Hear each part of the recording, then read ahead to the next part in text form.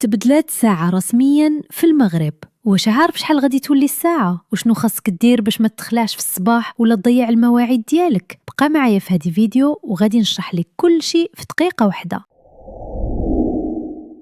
السلام عليكم ومرحبا بكم في فيديو جديد. كنتمنى تكونوا كاملين بخير وما تنساش دير لايك وتشترك في القناة باش يوصلك جديد الأخبار ديال المغرب رسميا. وبمناسبة حلول شهر رمضان، أعلنت وزارة الانتقال الرقمي وإصلاح الإدارة على الرجوع للساعة القانونية للمملكة GMT. التغيير غادي يكون عند الساعة 3 صباحا ديال نهار الأحد 15 من فبراير 2026. يعني خاصك تنقص ساعة واحدة من التوقيت الحالي، يعني إلا كانت الساعة 3 غادي تولي 2 مباشرة. وهذا الشيء كيكون كل عام في شهر رمضان باش يتناسب التوقيت مع الأجواء ديال الصيام. وحتى من بعد نهاية رمضان غادي ترجع تزيد ساعة أخرى باش يرجع التوقيت الرسمي ديال المغرب كيف كان قبل. نصيحة صغيرة، تأكد من الهاتف ديالك راه كيبدل الساعة أوتوماتيكيا، ولكن إلا كانت عندك ساعة يدوية ولا منبه قديم حاول تبدلو بيدك باش ما توقعش في الغلط.